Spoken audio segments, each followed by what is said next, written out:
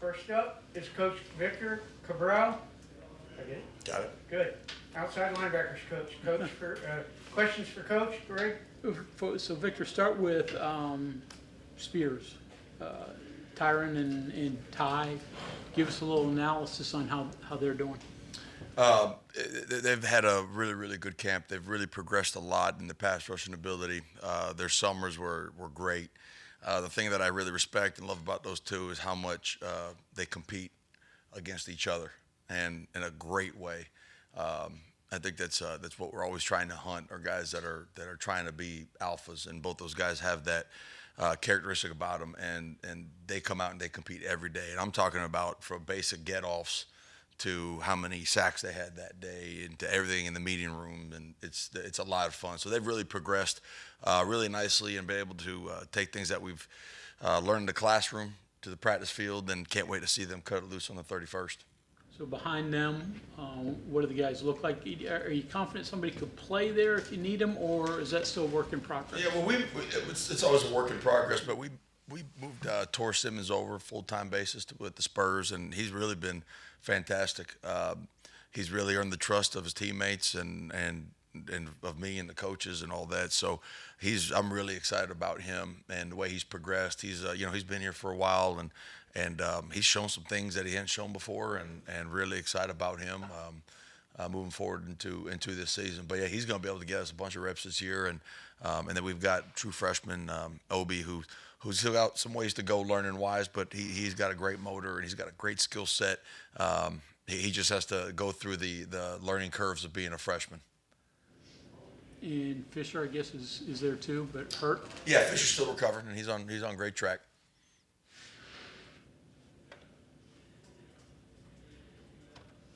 So the position overall, would you like to have more depth? Are you comfortable with the numbers you got? Well, you always want to have a little bit more depth, but with the guys that we have right now, a good number in that room is about 5. And guys that, the pass rush aspect of what they're able to bring to the table is always the premium in that position. But being able to be flexible also with the coverage world and also in the run fits is a huge factor of what we're trying to do. We just can't be third down guys. So those guys have really developed in all aspects of their game. But I'm really comfortable and really happy right now with where they're at. And they're still hungry for more, which is great. And I just can't wait to see them under the lights and see how they go. And we try to replicate it as much as possible, but I can't. And that's what we try to do as coaches. But for them to cut it loose on Saturday, the 31st, is going to be awesome. Bradley was talking the other day about you open up his game a lot in the pass rush and all of that. You obviously weren't here last year, but how much have you had to change with your goal of trying to make the pass rush better? He talked about some moves in different situations that he wasn't doing before. Was it a catastrophic difference or just little tweaks? Like, how much work are you putting in to make that better? We talk about pass rush every single day, and again, that's just one of the angles that those guys have to be really, really good at, and understanding angles, alignment, stances, the setup move to what you're gonna end up getting to the quarterback with.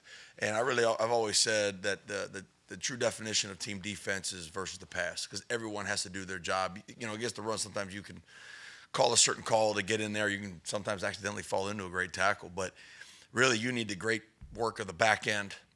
You need the guys in the middle understanding, controlling the underneath levels of the coverage aspect, and then the guys up front being able to do their part of it. Like, if one area of that falls short, it's really tough. And that's part of football right there. But yeah, we've really tried to work on just being precise with hand placement and landmarks, and working with the defensive line in certain twist games, and really just taking his skill set and building from what he's already had. And I can talk until I'm blue in the face. It really takes guys like him, any of these players, to be like, all right, they've got the ability, they've got the skill, but they've got to have the willingness to go out there and do the extra work on a regular basis, just not the 2 hours that I get with them. So I really commend those guys, especially Tyron, for taking on such a great leadership role, and I know it's going to pay off for him. Hard work always pays off. How much of a shock is it, like a guy like Torres, when you take his hand out of the dirt, out of the three-point stance? Because we hear about NFL all the time, teams going from 4-3 to 3-4, and it's like a different position. Is that the case with you guys? Yeah, it's always a little bit different. And, obviously from the stance all the way to the responsibilities in the coverage aspect and also your run fit. And, I know he played a little bit of spur and D-line last year, and him to focus just on the outside backer position this year, this fall camp has been really, really good. But, yeah, it is it's a different mentality also, where you can't just be all forward all the time. You've got to kind of understand the big picture and see a lot more in space. And he's asking so many great questions in those meeting rooms, and he takes great notes. And he's one of the guys where he's going to be successful because he can take things from the classroom to the practice field to interactions and the full scrimmages. I really think the world of him and just his grit. He's really done a really good job for us this fall camp, and is going to help provide some really good depth that we need. And on special teams also, he's been showing out, and he's getting called out for positive things every day, and I just love guys like that. Vic, Tyron said that you told him pass rushing is like chess, which that seems like such a non-violent competitive sport, but he said the analogy really works. Don't get it twisted. We're very cerebral in that room now. Yeah. We in our downtime we play we read books and play chess, and it's a good time. No, I'm just kidding. He said it's very intellectual and Yes. saving moves and setting things up too. And I don't know if he didn't know that, but it does seem like a teaching point of view that does break through. 100%. We talk it all the time about pass rushing is patience, and it is a setup move, and it's about having the right time in the right situation. Because in the course of a game, a team may throw the ball 40 times, but there really only may be 10 true drop back passes to be able to get back to the quarterback. So you can't just the patience that he's talking about in the chess match is you're working that one-on-one battle with that offensive tackle. And, hey, that setup move, that special alignment, the certain tempo that you may be attacking that guy with, it all plays into that game within the game. And I think that's where he's really stepped his game up and understanding what side's the slide side versus the man side. Hey, what am I going to see here if we present this front? And I think that cerebral part of it is the chess part of it, and not getting too down when you don't get a sack. But really, we just want to affect the quarterback, make him misthrow the ball by a couple inches. That's what we'd like to get. If we can get a sack and a takeaway, that's just even better. Obviously, sacks are cool, and sack strips are even cooler. And then you mentioned you got any more than third down players, but third down you have to drop back and cover. And I think a lot of people just fixate on pass rush, but the coverage part of it is pretty significant. All the responsibilities there. Can you just explain what goes into that differentiates it from, I don't know, spear or like another linebacker spot? Yeah, we primarily cover the outside half of the field, the flat, the curl flat, and at times the hook. And those guys' positions specifically are pass rushing premium. So we try to make sure that on third downs we are rushing those guys, but you can't rush them every single down or the disguise is up, and it takes away from the scheme of the 3-4 defense. I think with Coach Leslie, last year, us leading the Big 12 in sacks and tackle for losses, there's a reason for that. I think because saying that fourth or fifth rusher from all different parts of the field is the beauty of this defense. So, there is a different aspect of it compared to other positions. It's a lot of the same routes, and there's some different sortage that you have to go through in the coverage aspect of it. And I think how that also plays into the pass rush and the run fit is how you can disguise those certain looks into your benefit. And those guys have really done a lot of hard work on that, and just not lining up the same exact way every single time, but showing a little bit of deceive, and I think it's going to pay off. Working day-to-day with spears too, how much do you deal with them, and what are your thoughts? We primarily move those spears mainly to the coverage aspect of it. We'll do some group work in meetings and whatnot, but those guys have taken more of a role on the outside with Coach Brown and Coach Leslie and Coach Bell too. So we kind of share the love a little bit. Those guys are tremendous athletes, and they truly have to be a jack of all trades. So that's how we've kind of worked it out right now.